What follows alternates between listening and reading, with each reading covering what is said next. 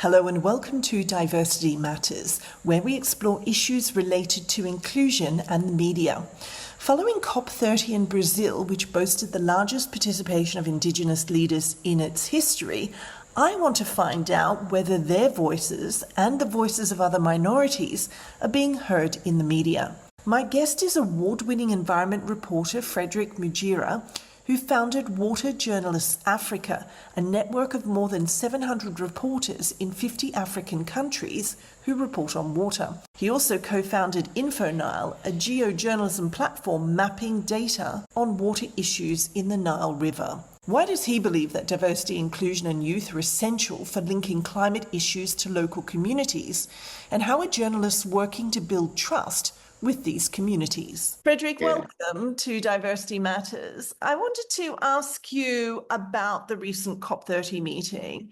Brazil promised to host the most inclusive UN climate summit ever. Some activists and groups from the global south said it was too expensive, protests by some indigenous groups.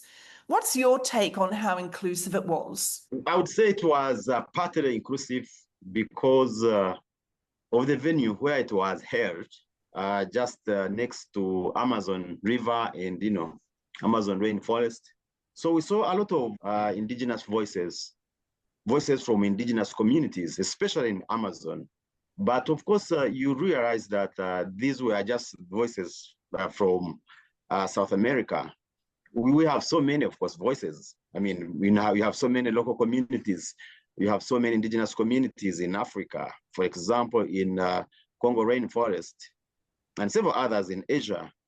So I would say partly it was because of the venue where it was held, but there is still more, to be done to make sure that COP becomes inclusive.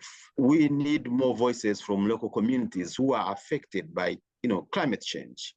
And what we usually see, are voices from, policymakers, men in coats and ties with flags behind them, who sometimes are detached from the local communities.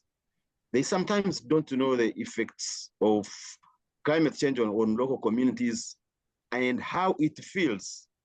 Because you see, they live in cities. They don't know how it feels for a local person. For example, in Congo rainforest, like Batwa communities, how it feels when they are affected by floods, when their crops cannot grow because of a lot of sunshine and drought. Yeah, so we need more voices. And for me, I strongly believe that we also need youth. See, we are protecting the environment for the future generation. If we do not have in quotes, the future generation taking part in these talks, so who are we, preparing for? Who are we planning for? You just mentioned youth. How important is it not just to have youth in the negotiations, in the meetings, as you just mentioned, but also in the media and as journalists themselves? So what's happening there? How important is it to have youth journalism, youth voices, and is anybody listening to them? Content created by youth will certainly attract youth listeners or viewers.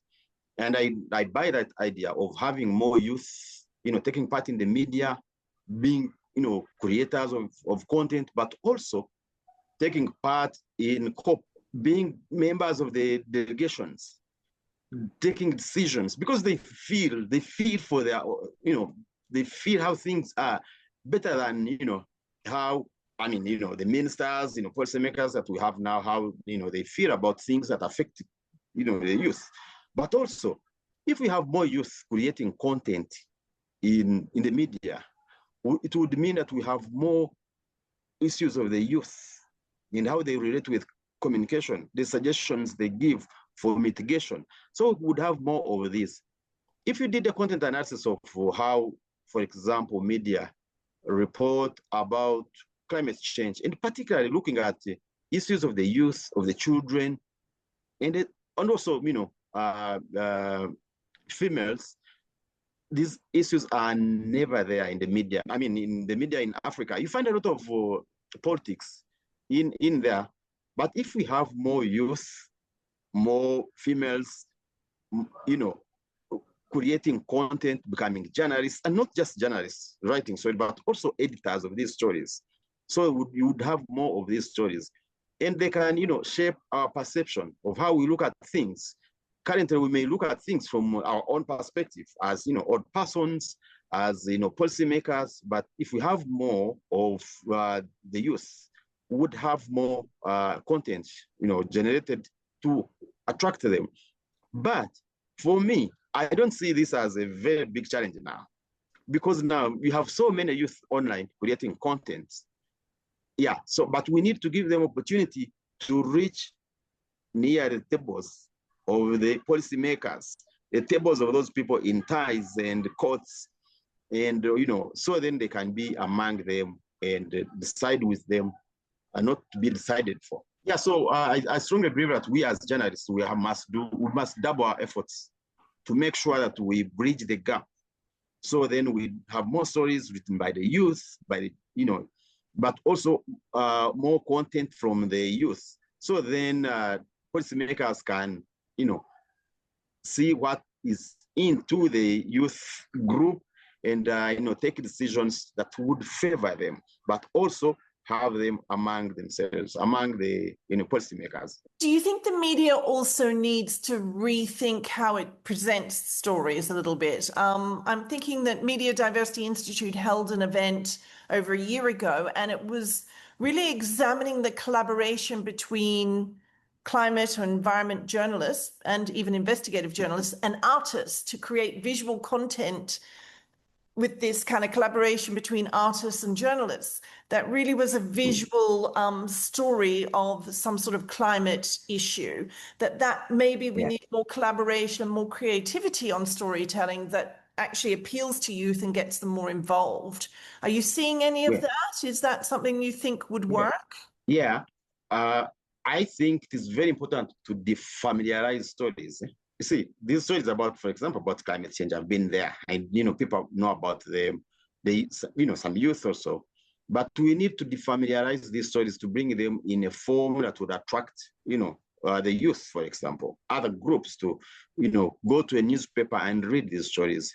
So I think there is a need for deliberate actions to attract the youth, but not only the youth, and also other groups like the females, the children, because we are into this together. Yeah, so, and for me, and we have been doing this, the best way is to defamiliarize stories, bring them in another form, so then you can attract the readers, the listeners. For example, if we did a story of climate change using open source intelligence, for example, if you are investigating deforestation and how it is affecting microclimate of an area, if, for example, you use the satellite imagery to tell such a story, it would attract, the youth, because they like the, visuals, and also it would attract researchers. Another thing you're quite keen on promoting is collaboration. I know you had the Water Journalists Africa, and you're involved in InfoNile, but with the Water Journalists Africa, it's a network of journalists in different countries across the continent who report on water. How much difference collaboration making? Like, can you just give us some examples of how that works and what difference it makes? Most of these things that we write about are transboundary. I'll give an example of River Nile or Congo rainforest. These are transboundary resources. So it is just one story told by different people. So if you collaborated, you would actually write the story together and give it a bigger look, give it more facts. That's what we have been doing, and bringing together scientists and journalists, but also journalists and journalists in different countries in the Nile Basin, in Congo rainforest to report about. In Congo, we have been bringing journalists together to report about the Apes. In the Nile Basin, we bring together journalists to report about River Nile, issues of River Nile, biodiversity, loss, climate change, water scarcity. And we have seen, a lot of benefits when you practice collaborative journalism. And I mean, transboundary collaborative journalism, because you see, you bring journalists together and you cut out the issues of costs. It means then that you don't need a lot of money to travel around because we are bringing journalists together from different countries. But what we have seen as a major point is working on these stories, which are so sensitive. You certainly need to collaborate and have someone on ground who can investigate for you and give you, the story of his country or her country. The important issue here is the story and not the byline, the money that someone gets, but the significance of the story when it comes out. And we have seen this work out. So when you bring journalists to work together, you actually also transfer knowledge. You see, like one journalist knows something, so he works with another journalist in another country. We have seen an element of transfer of knowledge, especially in data journalism. When they work together, they produce, different visualizations, different angles, they edit together. And it's a good thing. And what about engaging in your stories, your interviews or information from local people? You were talking about reaching youth, but what about people who are directly affected or are working on solutions? Do we hear enough from them in the media, do you think? I'm not sure if inclusive journalism is a new thing, but we are trying to promote inclusive journalism. We don't see voices, of course, of local communities in the media. They are there, but not so many. No, not like we would want. There are so many voices that are left out, and the voices of the affected communities. If you took an example of climate change and look at some of these stories that are written, you would see that the people who are affected are not in the story, but you have a lot of politics in there. Yeah, you have a lot of, sometimes now I see some researchers now in there, but not those who tell us what it feels when people have no food because of failed crops. So we are promoting inclusive journalism to make sure that we have more of these voices. And so then we can have pluralism and diversity in the media, like we've been talking. So then we get the real truth from the ground. I'll give an example. We do a lot of community exhibition, taking stories back to communities in form of stories that they write, but also in form of photos, like, photos that they take when they're writing stories. So we take them back to communities for the communities to see themselves in the media. And we realize that that helps to build trust between the journalists and the communities. So when we build trust, we usually see communities coming back to us and saying, we didn't know you, we would trust you. We thought you are government spies. Can you come back and we'll give you more information?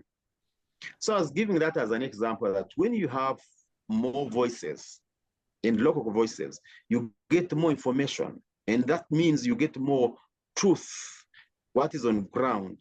And also that does not mean that it should just be the communities, but also the journalists that we work with. We need journalists from local communities because they know, what is on ground. And they can easily tell those stories better than, they are told by international, journalists. If we look at the media internationally, are they still paying enough attention to stories about the environment and climate in Africa? Do you think that, I'm asking because some countries and companies are rolling back on their commitments to climate change initiatives. We're now in a different era. Are you seeing a change in demand for climate and environment stories? Is there still a demand, or is it really shifting? I strongly believe that the demand for climate stories is shifting. And like I said, the story of climate change has grown old. If you look at when it started, really, if you went to my community, like, my rural community, they would tell you the reasons why they're not able to plant at a given time because of climate change. Seasons have shifted. And so I see not so many stories now making it to the media about climate change. And I see not so many international editors, giving money to stories specifically on climate change. We have seen also a lot of cuts, international aid cuts that go into, issues of science, science journalism. We have seen a lot of aid cuts, but the interest seems to be shifting.